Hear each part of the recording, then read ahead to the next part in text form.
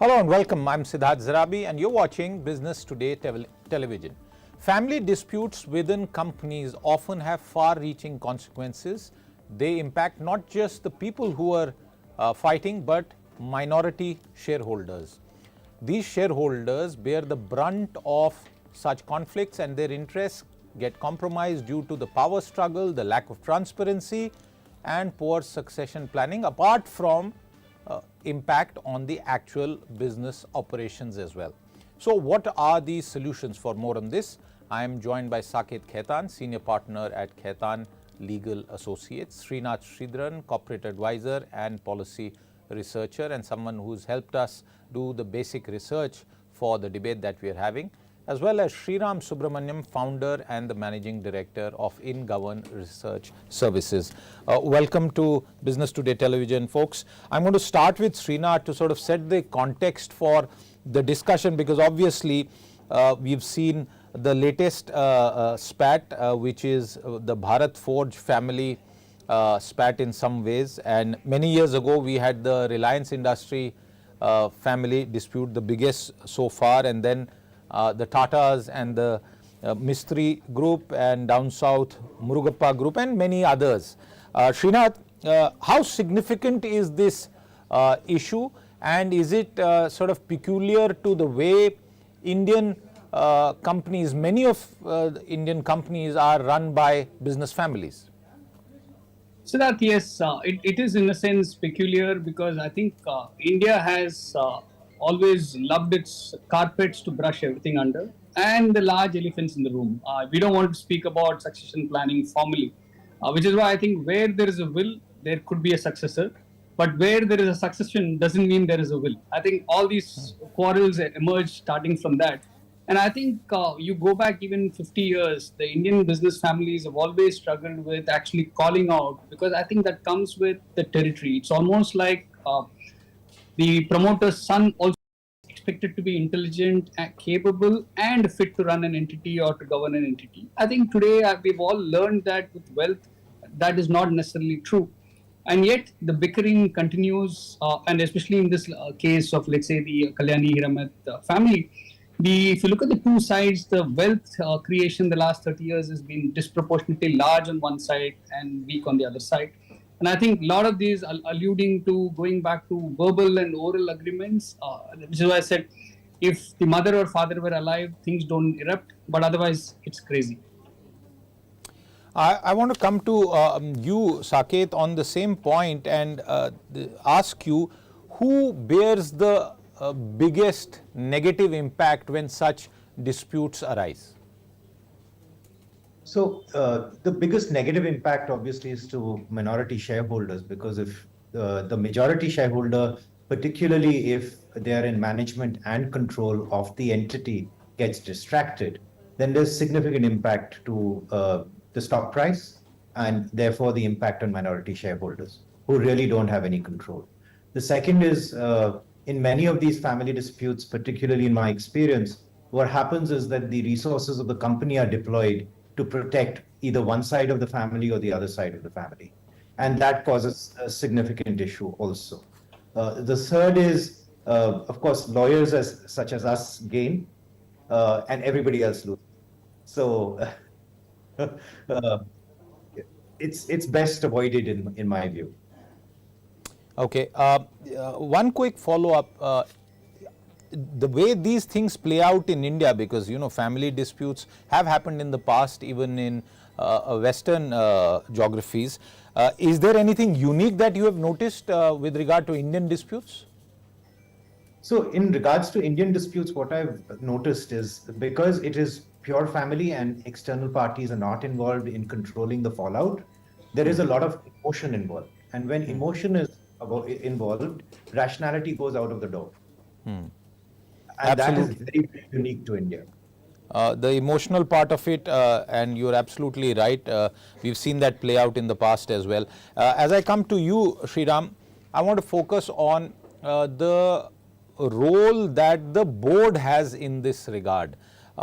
We've seen certain disputes in the past. We've also seen not family disputes, but issues around family-run large corporations and we've continuously seen the board, particularly independent directors, looking like anything but independent. So what's the role of the board in such situations? As Saket said, basically, how do we insulate the company from the promoters and the family and the dispute itself? How do we insulate the business operations from the family dispute? And that's where the board should then step up, or should have stepped up before itself.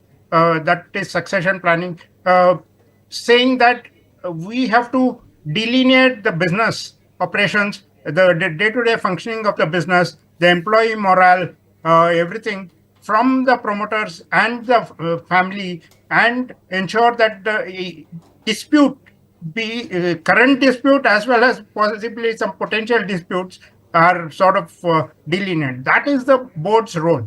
And that's where succession planning, what is the independence of the thinking of the board, the quality of the directors on the board, all these becomes very important. And as you rightly said, this is a global phenomenon, not just in India. American companies, of course, have evolved to a large extent. So they move to a sort of a super CEO, and family members usually become smaller shareholders. And then they just put all the assets under a trust otherwise, and then their shareholding is held through a trust. Or individual family members hold the shares as individual holders, and then the company is run through a professional board and a formal CEO. Okay. Srinath, I'm coming to you and following up from what our two previous comments were on this matter, and ask you about how can we ensure and how can the law ensure that independent directors are truly independent. The whole, I remember when this came into effect, and there were a lot of people who logged in and put their names on company databases, and those days you would have stories about how companies were getting independent directors who were in some way indirectly linked. There were many instances of this sort also that you might recall as a corporate observer. But how can we have truly independent directors in the Indian context? Is that one of the primary challenge where I have a huge divergence from the concept of independence is who appoints them. I mean, today, if you look at the listed entities, nifty 1,000 entities, promoters predominantly own, run, manage, and also have their representatives on the board.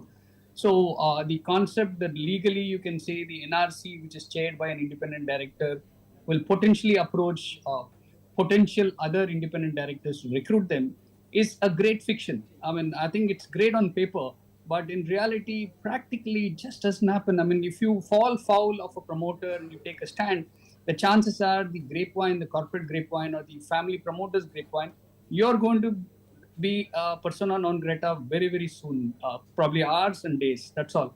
So from that perspective, it goes back to very similar conversation we've had in the past, right? Who should appoint a rating agency? Who pays for a rating agency? So similarly, let's say if you're going to be truly appointed as an independent director, who will recruit you? And I think that's a challenge corporate India still has, and which is why I want to draw your attention to one of the strongest staunch lobby that we have seen corporate pushback to SEBI was the rule to split chairman and managing director seats. It's a simple one, globally accepted as a good practice. Corporate India, I mean, to the extent one of the largest promoters in front of the Minister for Finance and Corporate Affairs called it regulatory overreach. Just few days before the deadline was to sink it, when they were given 2 years to do that. So I think while I think we want to speak about independence, I think the reality is we are dependent. Who pays the bills for the independent directors really calls a shot, which is why I think at some point SEBI should look at appointing lead independent directors where they are compensated sufficiently for such a role. In case of these kind of scenarios, who would actually take the mantle and kind of run it? Globally, the lead independent directors almost are like the quasi-chairperson in the absence of promoter chairperson. Absolutely. Saket, there is a system of recruitment of directors that the government as the primary shareholder in public sector banks has developed. It's a good thing. There can be many more improvements. That's just one example. But taking this point forward, do you think Modi 3.0, as the market expects, as expectations, whichever new government comes into power in May, June this year, the reform on these aspects is very significant, because when we talk about family domination in politics and political parties, that resonates across the country, but families dominating listed companies is also perhaps a sensitive issue. So without regulatory overreach top of mind, what would you suggest as a possible agenda for the new government when it comes to reforms in this regard? See, there is already a lot of reform that has taken place. So let's take a step back and see what is available. The liability of independent directors has been enhanced under the 2013 Companies Act. Derivative action by minority shareholders against independent directors is existing. We've seen one class action being filed against. We've also seen where banks have taken a forward role in constitution of the board and making sure that the independence of the management remains and unlocked significant value. One of the companies that comes to mind is Usha Martin as an example, right? So to my mind, I'm in the sort of bucket where essentially over-regulation is something that should not be done. Plus, when you look at families, because they are long-term investors, they will never sell shares. There is a lot of robustness that comes within within the company itself because of that, because of long-term views. And you can also see where families have really taken steps themselves to get succession planning in place. Things have worked out. Families such as Dabur as an example, right? So too much of regulatory overreach should not be there. Oversight of independent directors, certainly. One could look at the manner in which independent directors are nominated on the boards of companies, as you said, PSU banks, but too much of regulation is something I'm against. Shriram, taking that point forward, do Indian business families need to learn a few lessons from the way promoter and corporate governance has evolved, for example, in the United States of America?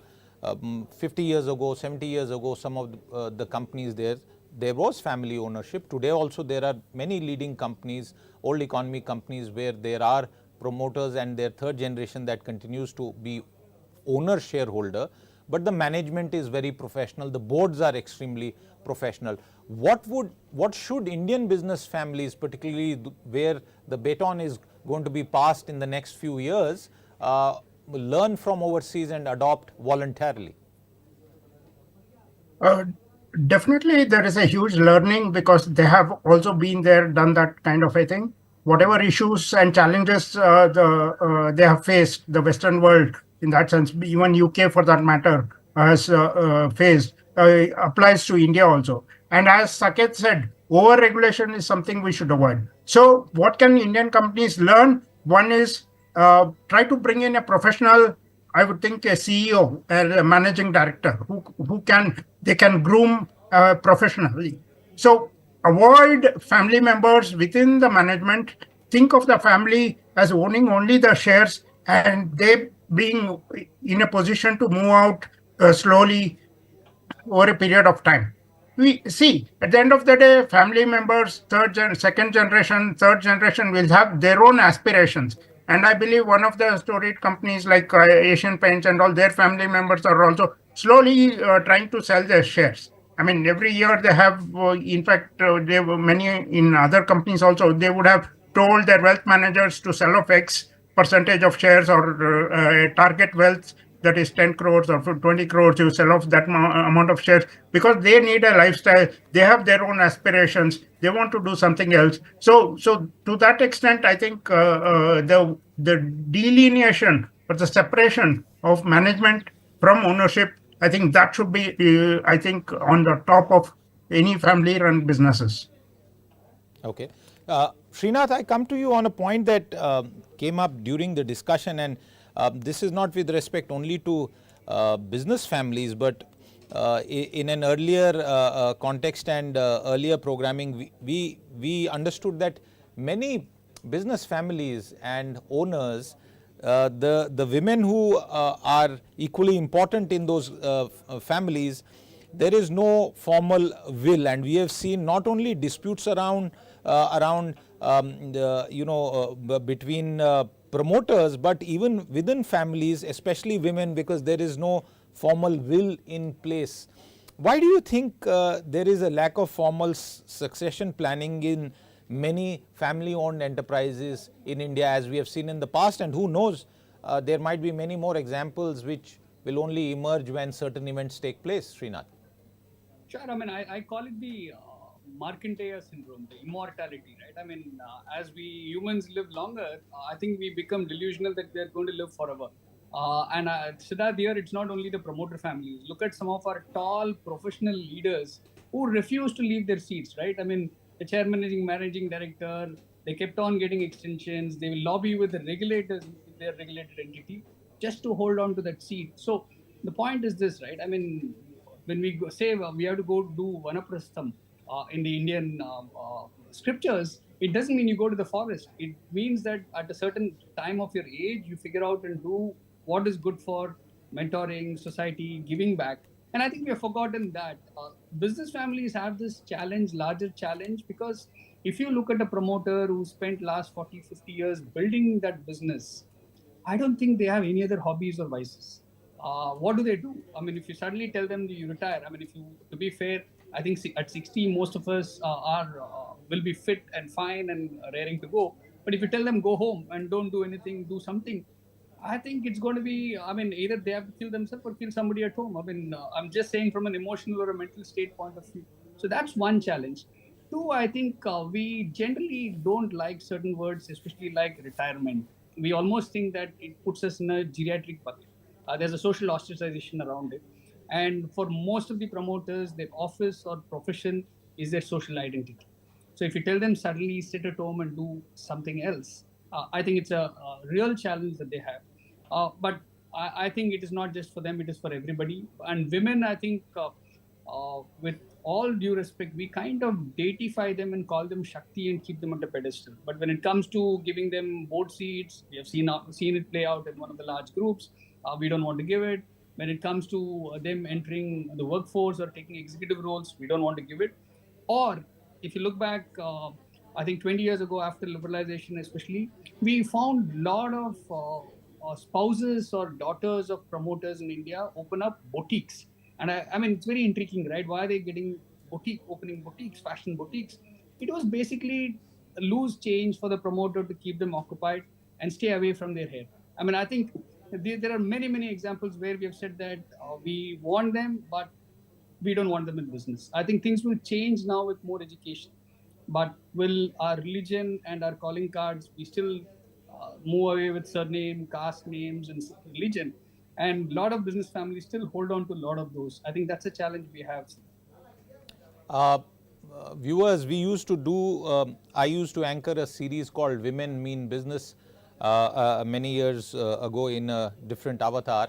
And one of the findings that we found, there was a very popular political leader, all of you know, Mrs. Smriti Irani, who was then the Minister of Textiles and among other beats, where people in the audience, and these were women from business families, you stood up and said, well, you know, we don't know what our husband has in terms of his assets. There is no formal will.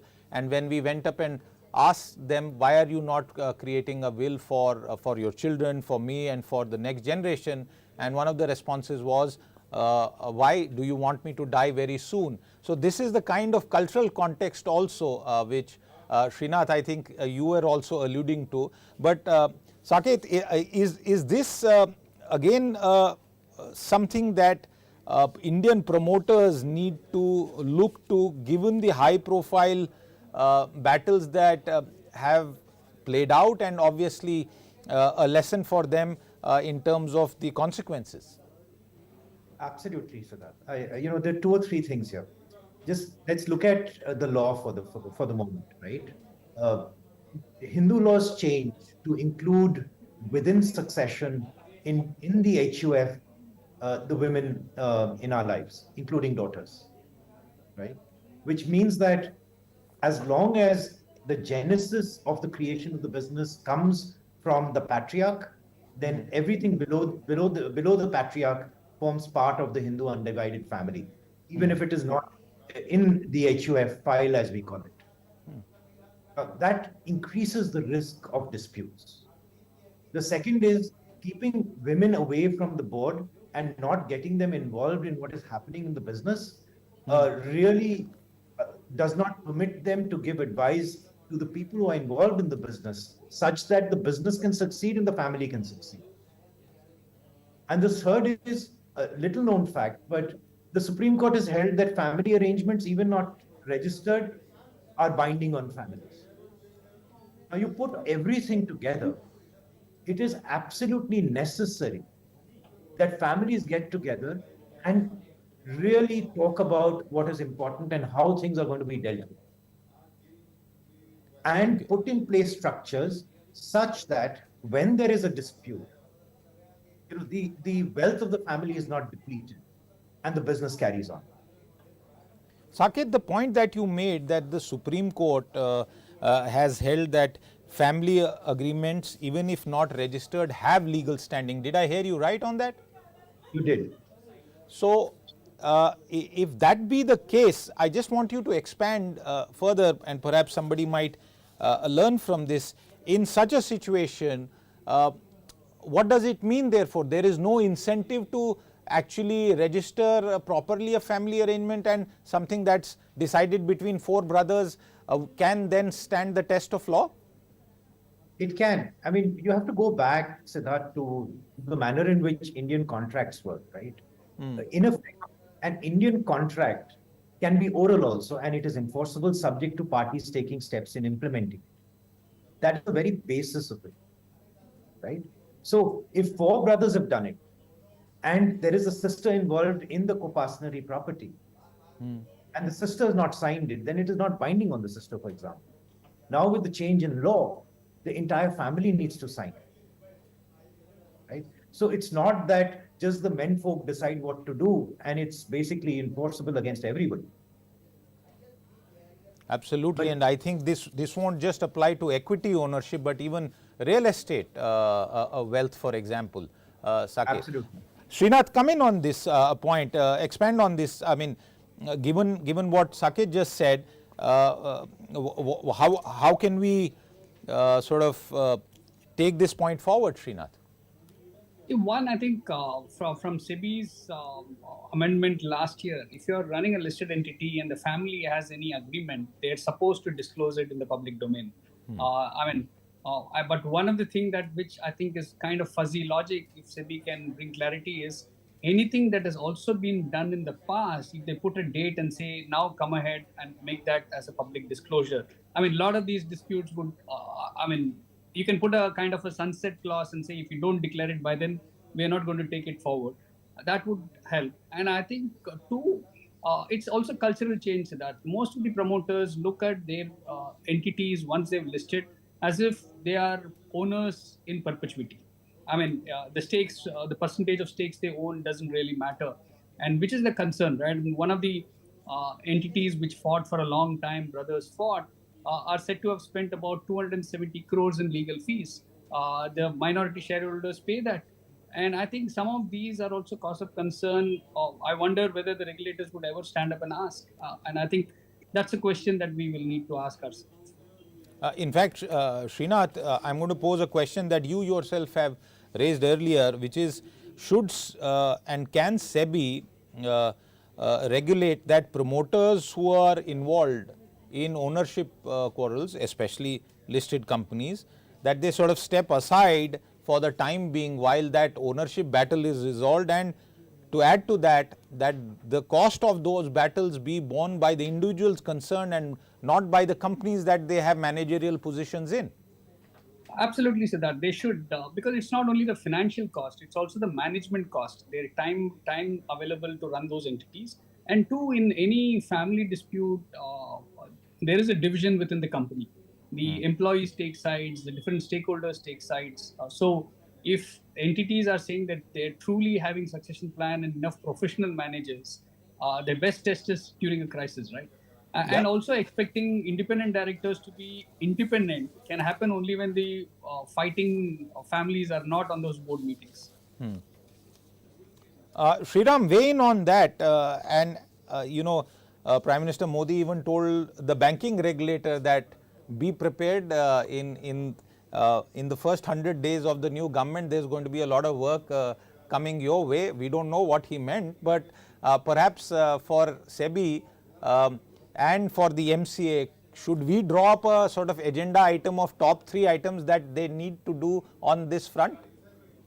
No, I defer back to what Saket said initially. It's already there. I mean, just that now domestic institutional investors own larger percentage shares, and they need to step up. They need to push the companies to say that we also carry heft. The problem is today, no mutual fund CEO is talking or CIO is talking about them being owners of these companies, them being having some principles that all companies should demonstrate succession plans, all companies should work towards professional management. So those kind of things, when they start carrying and throwing their heft, is when Indian companies will evolve. So as Sridhar also said, today promoters think of companies as their own fiefdom. That feeling can only be broken if institutional investors say that, hey, that is incorrect. We are watching out for you. We are here. And they talk the walk, so to say. I mean, they walk the talk. So they need to firstly assert themselves more. Saket, as we wind down the show, the same question, anything that is top of mind for you in terms of setting the agenda both for SEBI and MCA in terms of any possible tweaks and improvements? I think the one thing that I would say, taking up from Srinath's comment, is that independent directors should ask the promoter family that if there is a dispute between the family members, how would the company run? And then have auditors come and see the manner in which company cash is being used for a family dispute. That is something that the independent director should decide and not the promoters.